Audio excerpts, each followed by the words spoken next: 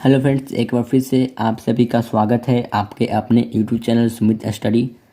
Friends, आज की इस वीडियो में हम क्लास 10 के चैप्टर 1 के ठीक है वानी वास्तविक संख्या प्रश्नावली 1.1 के सभी प्रश्नों को हल करने वाले हैं। ठीक है, मैंने जितने भी बेसिक क्लास हुए थे यानी कि ठीक है जितने भी बेसिक क्लास हो सकते थे हमने बता दिए हैं। ठीक है, अब हम प्रश्नावली को हल करने वाले। ठीक है, तो ये मेरा चौथा वीडियो है। ठीक है, जिसमें हम सभी प्रश्नों को हल करने वाले हैं, तो आप वीडियो को अंत तक जरूर देखें। ठीक है, तो देखिए मेरा पहला प्रश्न कह रहा है कि निम्नलिखित संख्याओं का HCF ज्ञात करने के लिए यूक्लिड विभाजन एल्गोरिथम का प्रयोग कीजिए। मैंने पहले ही ठीक है यूक्लिड विभाजन एल्गोरिथम का ठीक है प्रयोग करके आप सभी को एल्सियम बता चुके हैं। ठीक है, तो देखिए इसमें भी फिर से एक बार आप सभी को रिविजन कराते हैं। ठीक है, देखिए यूक्लिड विभाजन, देखिए मेरा पहला प्रश्न करा 135 और 225 का। देखिए आप सभी को ठीक है HCF निकालना आता होगा। ठीक है, आप सभी 6 या 5 क्लास में HCF निकालना सीख होंगे। ठीक है, देखिए हम पहला प्रश्न को हल करते हैं। ठीक है, पहला प्रश्न को देखिए हमारा पहला प्रश्न है 135 और 225 का मान से निकालना है। ठीक है, देखिए जब भी आप सभी को ठीक है HCF यानी यूक्लिड विभाजन एल्गोरिथम से निकालना है, तो पहले देखिए सबसे बड़ी संख्या है, सबसे बड़ी संख्या को क्या माना है A, और छोटी संख्या को B माना है। ठीक है, देखिए मान लेते हैं, चूँकि माना A बराबर 225, B बराबर 135। ठीक है, अब आप सभी को ठीक है अब आप सभी को जिस प्रकार आप बच्चे में ठीक है HCF निकालते थे उसी प्रकार इसका HCF निकालना है। देखिए HCF किस में लगता है, छोटी संख्या से बड़ी संख्या में हम HCF लगाते हैं। देखिए HCF देते हैं 135 से 225 में, 135 से 225 में। ठीक है, देखिए एक मरतबा लगाते हैं तो 135 हो गया। ठीक है, इसको ठीक है माइनस करते हैं तो 0 हो गया, यहाँ 90 हो गया। ठीक है, 9 हो गया यहाँ, ठीक है 90 बच गया, यहाँ 0 हो गया। ठीक है, अब देखिए 90 हो गया। अब 90 से हम ठीक है जितना भी शेषफल आता है हम उसको भाजक में देते हैं। ठीक है, देखिए 90 से हम 135 में ठीक है भाग देते हैं तो एक मरतबा लगाते हैं तो 90 हो गया। ठीक है, शेषफल हमारा 45 बच गया। अब 45 से फिर भाजक में देंगे तो 90। ठीक है, 2 मरतबा लगाते हैं तो 45 दूना 90 हमारा 0 आ जाता है। ठीक है, शेषफल 0 आ जाता है। ठीक है, अब देखिए यूक्लिड विभाजन एल्गोरिथम क्या करता है। ठीक है, तो अगर हम इस सब से भाग दिए, अगर 0 आ गया है, ठीक है 0 आ गया है, तो जिससे हम भाग अंतिम में भाजक जिससे हम भाग दिए हैं, ठीक है यानी जो भाजक होगा वही हमारा आंसर होगा। ठीक है, तो लिखते हैं हम बना रहे हैं यूक्लिड विभाजन से। ठीक है, तो लिखेंगे यूक्लिड विभाजन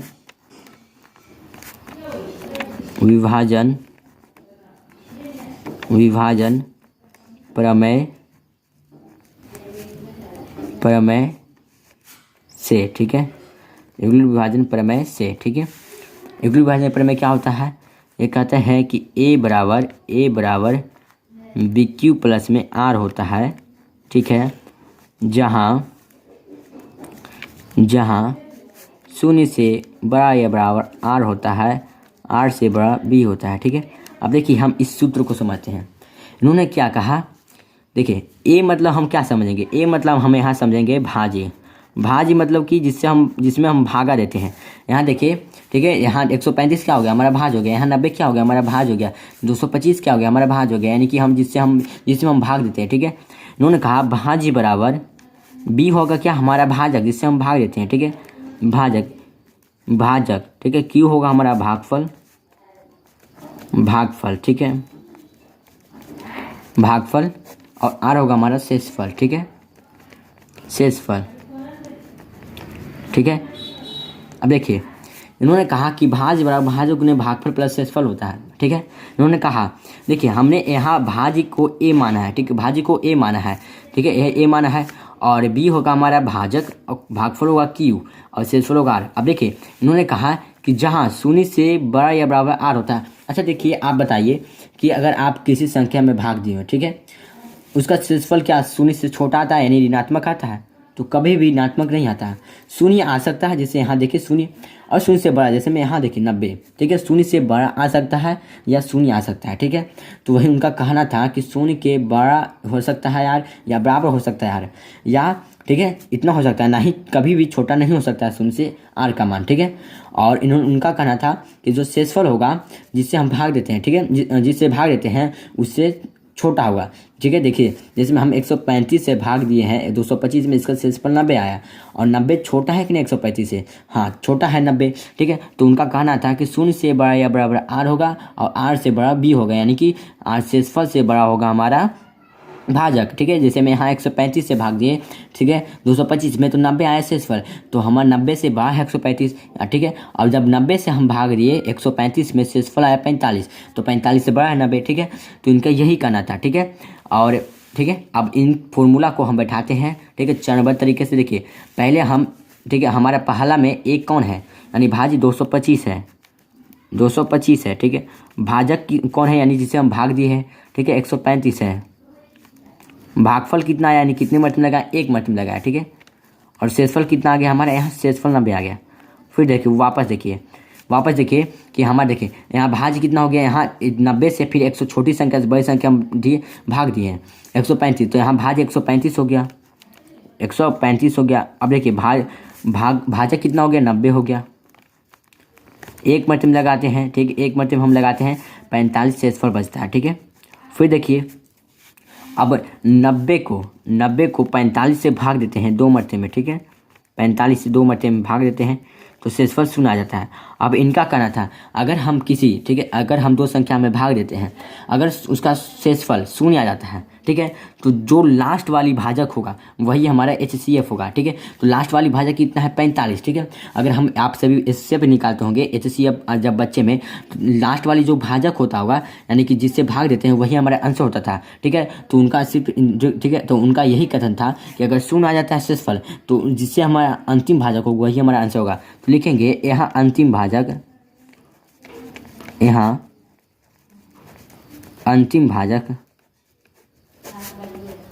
अंतिम भाजक कितना है, 45 है। ठीक है, 45 है, इसलिए इसका HCF भी हमारा हो जाएगा 45। ठीक है, यही हो गया हमारा आंसर।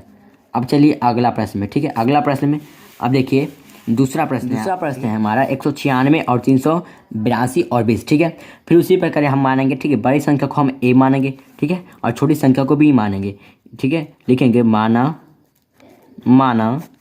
A बराबर, ठीक है, A बराबर कितना होगा, 382 20। ठीक है, B बराबर होगा हमारा 196। ठीक है, अब देखिए हम फिर उसी प्रकार हम, ठीक है, HCF निकालेंगे, तो 196 से 382 और 20 में भाग देते हैं, 382 और 20 में। ठीक है, देखिए एक मरते में लगाते हैं 196। ठीक है, 196 एक मरते में, तो हमारा बच जाएगा, ठीक है, एक हमारा बढ़ जाएगा 186। अब नहीं लगेगा तो यहाँ 2 उतारेंगे। ठीक है, 2 उतारेंगे। अब देखिए इसको हम 9 मरते में लगाते हैं, 9 मरते में, तो हो जाएगा कितना, ठीक है, 9 छक 54 और 9 9 81 और 5 86। ठीक है, और हो जाएगा, ठीक है, 1764 हो जाएगा। ठीक है, बचेगा कितना, यहाँ बच जाएगा हमारा 8। ठीक है, 8 बच जाएगा यहाँ। ठीक है, यहाँ हमारा बच जाएगा कितना, ठीक है, यहाँ 9 बच जाएगा और यहाँ शून्य होगा, यहाँ भी शून्य हो जाएगा। ठीक है, अब यहाँ शून्य उतारेंगे। अब देखिए 5 मरतब लगाते हैं तो हो जाएगा हमारा 980 कट जाएगा। ठीक है, 980 कट जाएगा। अब देखिए शून्य आ जाएगा हमारा शेषफल। ठीक है, शेषफल शून्य आ जाएगा। ठीक है, यहाँ आप काट भी सकते हैं, कोई दिक्कत नहीं। ठीक है, तो शून्य आ जाएगा। अब लिखेंगे वही यूक्लिड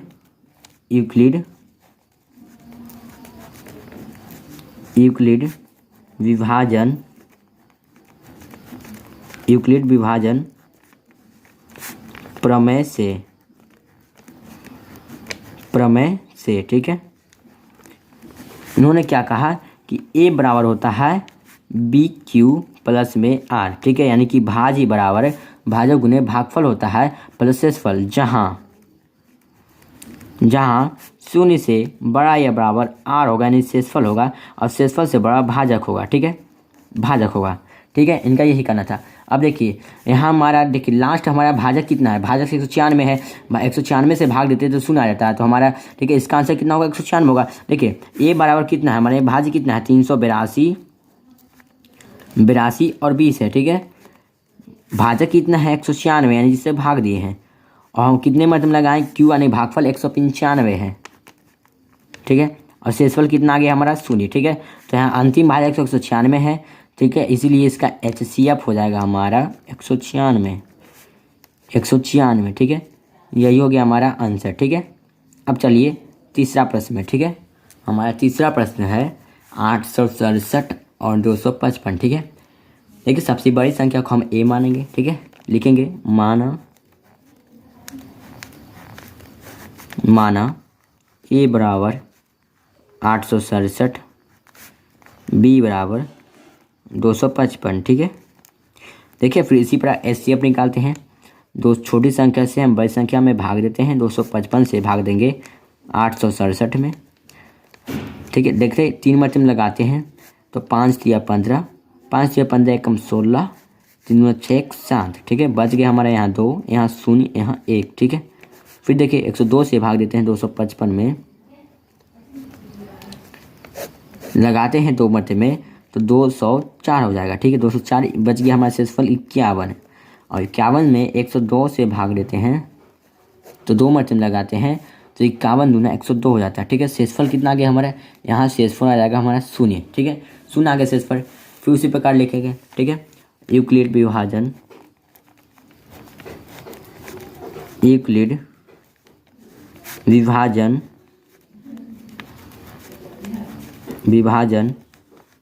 प्रमेय से, ठीक है।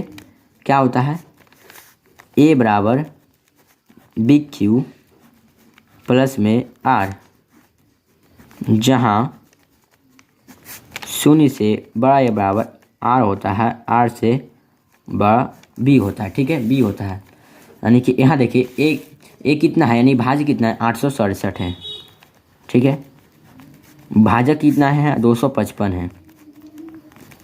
भागफल यानी कितने मरतबे लगाए, 3 मरतबे में। शेषफल कितना हो गया हमारा, 102 हो गया, ठीक है। फिर देखिए 102 से 255 में भाग दिए तो हमारा भाज्य यहाँ कितना हो गया, 255 हो गया, ठीक है। यहाँ भाज कितना से भागा दिए यानी भाजक कितना हो गया, 102 हो गया, ठीक है। कितना मरतबे लगाया, 2 मरतबे में।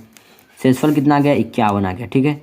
फिर 102 में 51 से 2 मरतबे भाग दिए, यहाँ भाज्य कितना हो गया, 102 हो गया। भाजक कितना हो गया, 51 हो गया। भागफल कितना हो गया, 2 हो गया। शेषफल आ गया हमारा 0, ठीक है। तो यहाँ अंतिम भाजक कितना है, यहाँ अंतिम भाजक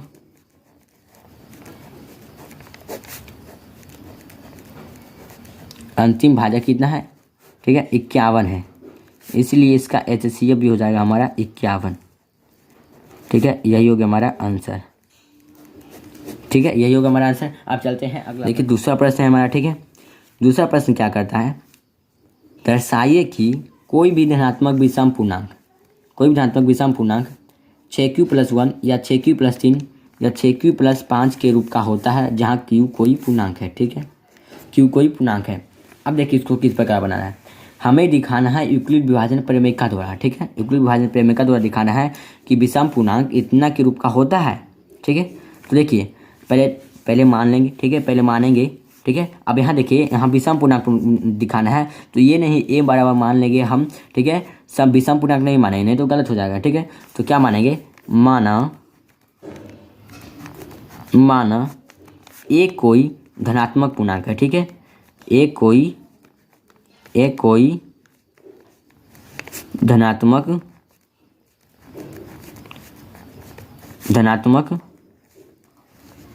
ठीक है। ए कोई धनात्मक पूर्णांक है,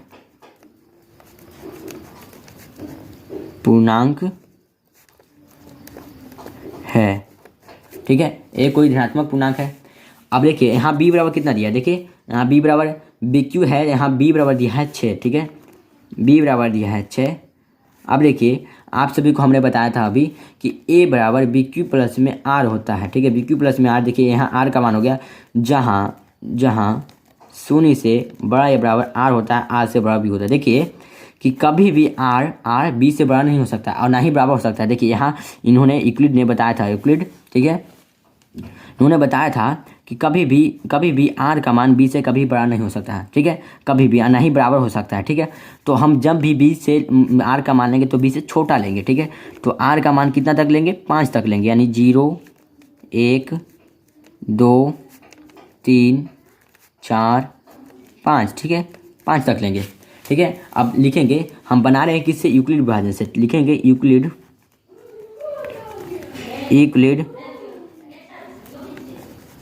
विभाजन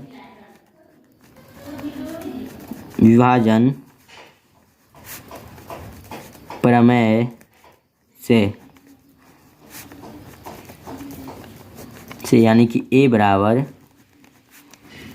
बी क्यू प्लस में r, जहाँ शून्य से बड़ा या बराबर r है, r से बड़ा b है। ठीक है, देखिए अब देखिए हम बारी बारी से r का मान यहाँ पे उठाएंगे। ठीक है, इस फॉर्मूले में। ठीक है, लिखेंगे जब r का मान शून्य रखते हैं तो a बराबर क्या होगा, b का मान दिया है 6q। ठीक है, प्लस में शून्य यानी कि 6q हो जाएगा। ठीक है, 6q। फिर जब r का मान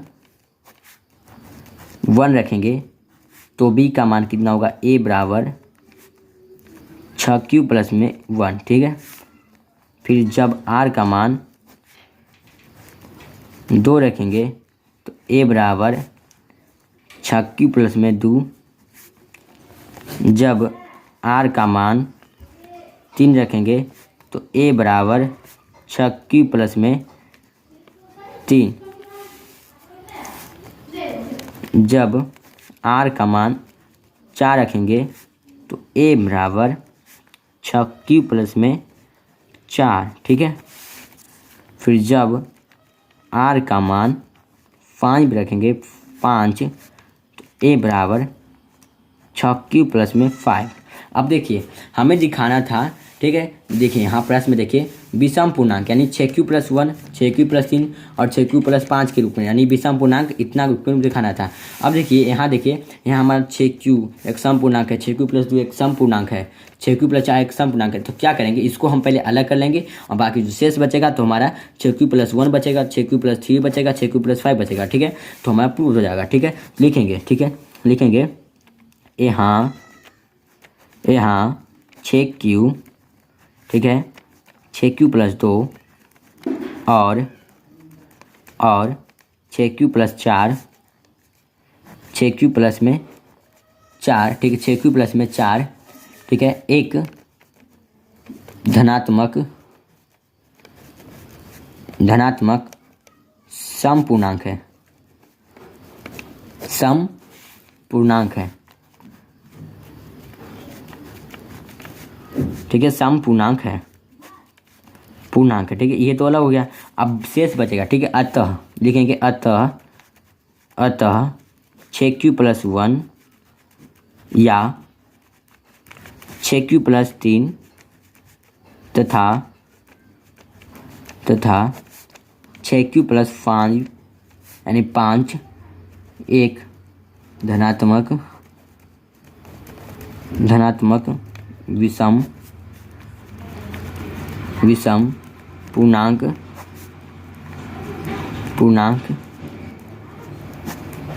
है। ठीक है, ये हो गया हमारा प्रूव्ड। ठीक है, हमने प्रूव्ड कर दिया। ठीक है, हमने प्रूव कर दिया। ठीक है, अब चलते हैं अगला। अब देखिए हमारा तीसरा प्रश्न क्या करता है। ठीक है, कहता है किसी परेड में 616 सदस्यों वाली एक सेना आर्मी की टुकड़ी को 32 सदस्यों वाली एक आर्मी टुकड़ी के बैंड के पीछे मार्च करना है।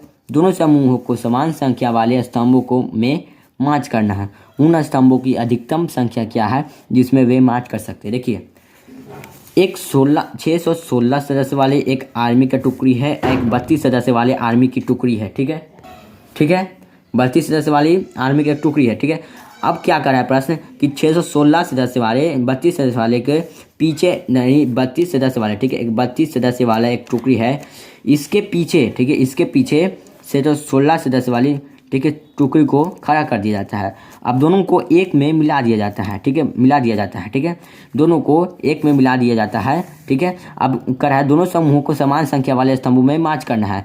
अब दोनों समूहों को एक में मिलाकर इतना ही जितना है ठीक है इसमें सदस्य है उतना ही ठीक है एक अन्य ग्रुप वाले सदस्य को में मिलाना है। ठीक है, अब हमें ज्ञात करना है कि उसका अधिकतम संख्या क्या होगा जिसमें वे मार्च हो सकते हैं। ठीक है, तो जब भी पूछे अधिकतम संख्या जब भी ज्ञात करना करे ठीक है तो आप मान लीजिएगा एचसीएफ निकालना है। ठीक है, एचसीएफ निकालना है तो यहाँ हम पढ़े हैं यूक्लिड विभाजन। ठीक है, तो आप सभी को यूक्लिड विभाजन से इसका एचसीएफ निकाल देना है। ठीक है, बाकी आंसर आ जाएगा। ठीक है, जो दिया है उसे हम पहले लिख लेते हैं। ठीक है, लिखेंगे दिया है, ठीक है, दिया है, दिया है, ठीक है, दिया है, करा है, ठीक है, दोनों दोनों, ठीक है, दोनों समूहों समूहों, ठीक है, दोनों समूहों वाली वाली वाली सेना का सदस्य, ठीक है, सेना का सदस्यों की संख्या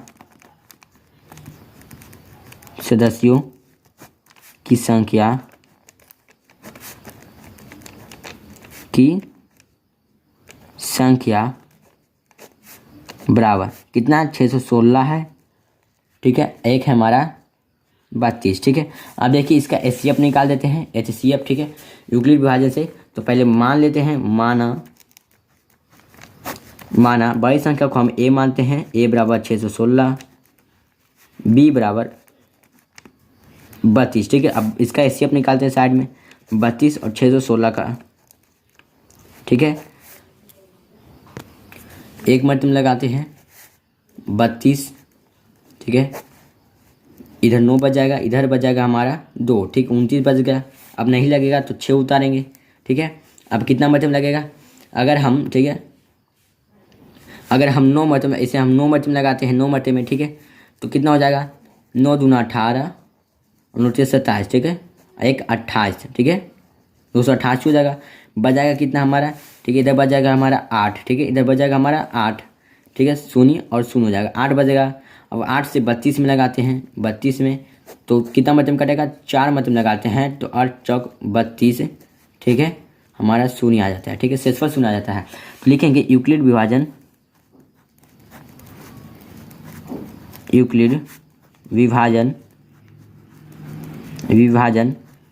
प्रमेय से, ठीक है,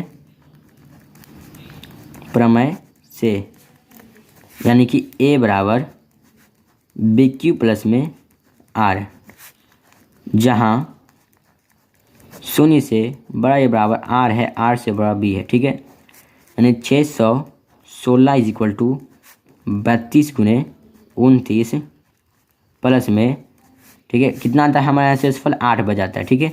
फिर देखिए हम 32 में 8 से भाग देते हैं, 4 मर्तबे में आता है शेषफल 0, ठीक है। अब लिखेंगे यहाँ अंतिम भाजक यहाँ अंतिम भाजक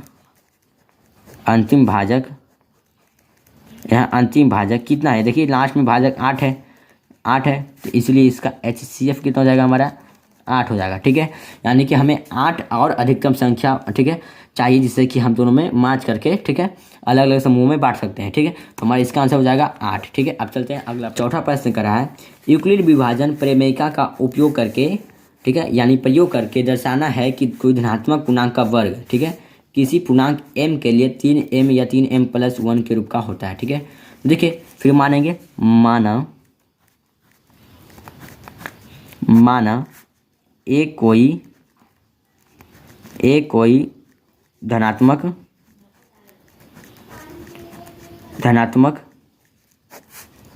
पूर्णांक है, ठीक है, एक कोई धनात्मक पूर्णांक है, ठीक है। बी बराबर यहाँ कितना दिया है, बी बराबर दिया है 3, ठीक है, बी बराबर दिया है 3। अब 3 से छोटा लेंगे आर का मान, यानी कि लेंगे 0, 1 और 2। देखिए अब यहाँ देखिए हमें 3m+1 के रूप का दिखाना है, तो यानी हम 2 ही मान रखेंगे, 0 और 1 का मान, ठीक है, 3m और 3m+1 का मान दिखाना है, ठीक है। तो हम 2 का मान नहीं लिखेंगे, अब लिखेंगे, ठीक है, यूक्लिड विभाजन प्रमेय से, यानी कि ए बराबर बी क्यू प्लस में आर, जहाँ 0 से बड़ा ए बराबर आर होगा, आर से बड़ा बी होगा, ठीक है। अब देखिए जब हम आर का मान रखते हैं, बारी बारी से इसमें आर का मान रखते हैं, आर का मान 0 लेते हैं, तो ए बराबर 3q प्लस में 0, यानी कि 3q, ठीक है। अब करा है धनात्मक पूर्णांक का वर्ग, ठीक, प्रश्न में करा है धनात्मक पूर्णांक का वर्ग। धनात्मक पूर्णांक कौन है हमारा, इसमें ए है, ठीक है। तो ए का वर्ग करते हैं, ए का वर्ग करते हैं तो हमारा हो जाएगा 3q का वर्ग, ठीक है, 3q का वर्ग हो जाएगा। तो 3q का वर्ग करेंगे तो 9q का स्क्वायर हो जाएगा, ठीक है। अब 9q का स्क्वायर इसमें हमें दिखाना है, ठीक है, 3m के रूप में। देखिए यहाँ 3m के रूप में दिखाना है तो क्या करते हैं, इसमें 3 कॉमन लेते हैं, 3 कॉमन लेते हैं तो बच जाएगा 3q स्क्वायर। अब 3q स्क्वायर इसको हम मान लेते हैं एम, 3m के रूप में दिखाना है। देखिए यहाँ 3m के रूप में दिखाना है, ठीक है। तो यहाँ 3q स्क्वायर को हम m मांग लेते हैं तो हमारा आ जाएगा, यानी कि a square is equal to 3m, ठीक है। जहाँ लिख देंगे माना, ठीक है, मानते हैं 3q का square is equal to m, ठीक है, इतना मान लिए। तो आगे हमारे 3m, ठीक है। अब फिर चलते हैं जब r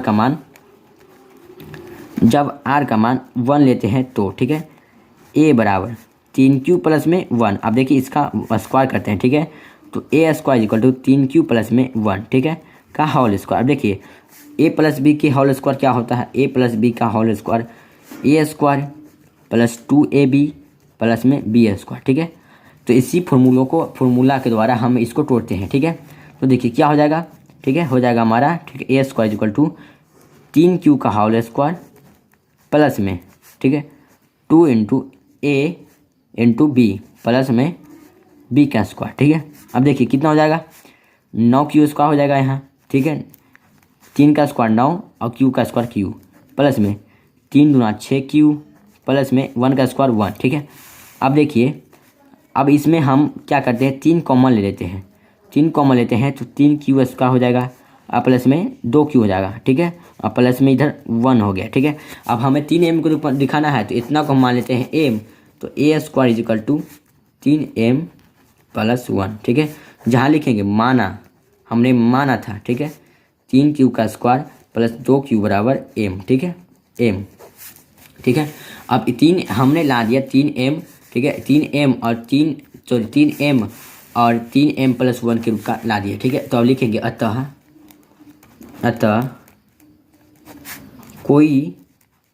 कोई धनात्मक पूर्णांक का वर्ग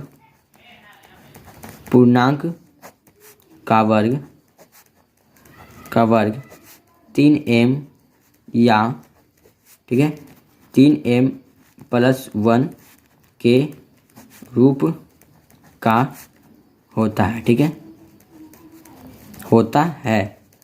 प्रूव्ड हो गया, ठीक है, हो गया हमारा प्रूव्ड, ठीक है। अब चलते हैं लास्ट प्रश्न यानी 5वां प्रश्न, ठीक है। देखिए 5वां प्रश्न कर रहा है कि यूक्लिड विभाजन प्रमेयिका का, फिर इसमें कर रहा है यूक्लिड विभाजन प्रमेयिका का प्रयोग करके हमें दर्शाना है कि कोई धनात्मक पूर्णांक का घन, हमने पिछला क्वेश्चन बनाया था वर्ग, ठीक है। अब कर रहा है घन 3m प्लस 1 और 3m प्लस 8 के रूप का होता है, ठीक है। फिर देखिए उसी प्रकार मानेंगे, ठीक है, माना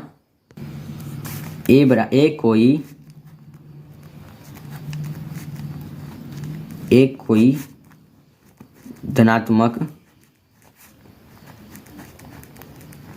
धनात्मक पूर्णांक है, ठीक है। b बराबर इसमें दिया है 9। अब हमने सीखा था कि b का मान, ठीक है, छोटा होता है, ठीक है, b से छोटा होता है हमारा r, यानी r से बड़ा होता है हमारा b, ठीक है। तो जब भी लेंगे तो r का मान b से छोटा लेंगे, यानी 8 तक लेंगे। तो 0 1 2 लिख देते हैं डॉट डॉट डॉट डॉट, ठीक है, 8 तक हम लिख लेंगे, ठीक है, लिख लिए।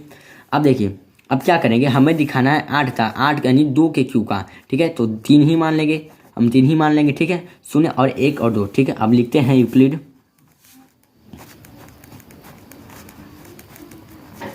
यूक्लिड विभाजन प्रमेय से, ठीक है, प्रमेय से, यानी कि a बराबर बी क्यू प्लस में r, जहाँ 0 से बड़ा a बराबर r होगा, r से बड़ा b होगा, ठीक है। तो a बराबर कितना है हमारा, देखिए जब आप 0, देखिए इसमें हम r का मान रखते हैं बारी बारी से, जब r का मान 0 लेते हैं तो a बराबर हो जाएगा हमारा 9q प्लस में 0, ठीक है, यानी कि 9q। अब इसमें करा है घन, ठीक है, तो 1q का घन करते हैं तो 9q का हो जाएगा घन, तो 9 क्यू का घन कितना होगा 729 क्यू का क्यू के पावर 3। ठीक है, अब देखिए हमें दिखाना है 9 के रूप में, तो इसमें हम 9 कॉमन ले लेते हैं, 9 कॉमन ले लेते हैं, हो जाएगा 81 क्यू के पावर 3। अब इतना को मान लेते हैं एम, तो 1 क्यू बराबर 9 एम हो जाएगा। ठीक है, लिखेंगे माना। ठीक है, माना 81 क्यू के पावर 3 बराबर एम। ठीक है, माना था। ठीक है, फिर चलते हैं, जब आर का मान 1 लेते हैं तो ठीक है, ए बराबर हो जाएगा 9 क्यू प्लस में 1। ठीक है, तो 1 क्यू कितना होगा, 1 क्यू बराबर होता है 9 क्यू प्लस में 1 के क्यू हो जाएगा। ठीक है, अब देखिए ए प्लस बी के क्यू क्या होता है, 1 cube plus b cube plus 3a square b plus 3ab square. ठीक है, इसी फॉर्मूला के द्वारा हम इसको हल करते हैं। ठीक है, देखिए, ठीक है, अब देखिए 1 क्यू यानी कि 9 के क्यू। ठीक है, 9 के क्यू, बी क्यू यानी कि 1 का क्यू प्लस 3a यानी कि 9 क्यू के whole square into b plus 3ab का होल स्क्वायर। ठीक है, इतना छोड़ दिए। अब इसको, ठीक है, इसको हल करते हैं। 9 का क्यू यानी 729 और क्यू के पावर 3 प्लस 1 का क्यू 1 प्लस में इसको करते हैं 3 इंटू 1, 9 का क्यू 81 क्यू का स्क्वायर क्यू। ठीक है, 1 गुना कर दिए तो उतना ही आएगा। ठीक है, इसका करते हैं 1 का स्क्वायर, 1 होती है 27 क्यू। ठीक है, 27 क्यू।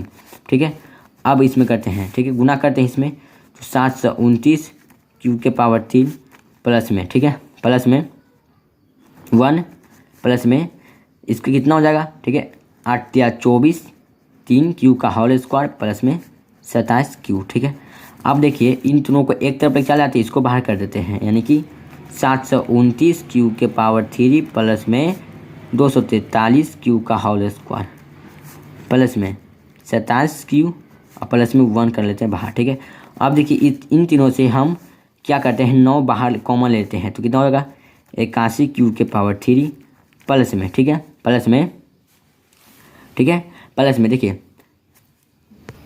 हमारा हो जाएगा यहाँ 27 क्यू स्क्वायर, 9 कॉमन ले 27 बच जाएगा, यहाँ हो जाएगा 3 क्यू। ठीक है, प्लस में 1। अब देखिए इतना को हम मान लेते हैं एम, तो हमारा आ जाएगा 9m प्लस 1। ठीक है, तो 9m प्लस 1 लिख देंगे साइड में, जहाँ, ठीक है, माना 81 क्यू के पावर 3 प्लस में 27 क्यू का स्क्वायर प्लस में 3 क्यू बराबर m। ठीक है, m मान लिया था। अब 9m प्लस 1 के रूप में आ गया। अब फिर अगला चलते हैं। ठीक है, अब देखिए जब ठीक है, जब r का मान 2 लेते हैं तो देखिए a बराबर हो जाएगा 9q प्लस में 2। ठीक है, 9q प्लस में 2। अब इसका q करते हैं। ठीक है, AQ इज इक्वल टू हो जाएगा 9q प्लस में 2 का q। ठीक है, इसको तोड़ते हैं। ठीक है, तो 9q के पावर 3 q प्लस में 2q प्लस में 3 into a square into b plus में 3ab स्क्वायर। ठीक है, तोड़ लिए।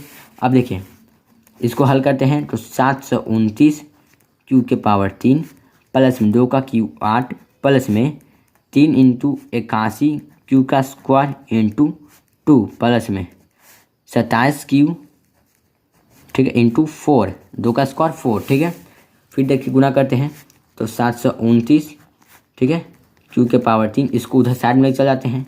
ठीक है, अब देखिए 81 गुने 3 करते हैं तो कितना हो जाता है, 6 करते हैं गुना, तो 6, ठीक है, 6 और 8 48 क्यू का स्क्वायर प्लस में कितना होगा 108 क्यू प्लस में इधर साइड में 8। अब इसे हम 9 कॉमन लेते हैं, 9 कॉमन लेते हैं, ठीक, तो हो जाएगा हमारा 81 क्यू के पावर 3 प्लस में 54 क्यू का स्क्वायर प्लस में 27 क्यू, सॉरी 12 बचेगा। ठीक है, 12 बचेगा हमारे यहाँ, 12 क्यू, ठीक है, प्लस में 8। अब देखिए इतना को हम मान लेते हैं m। ठीक है, तो हो जाएगा हमारा 9m प्लस में 8। ठीक है, अब लिखेंगे जहाँ माना, ठीक है, हमने माना 81 क्यू के पावर 3 प्लस में 54 क्यू का स्क्वायर प्लस में, ठीक है, 12Q is equal to M. ठीक है, अब देखिए हमने ला दिया 9M प्लस, ठीक है, 9M प्लस 8 के रूप का, और 9M प्लस 1 और 9M। ठीक है, तो अच्छा लिखेंगे अतः कोई धनात्मक पूर्णांक का वर्ग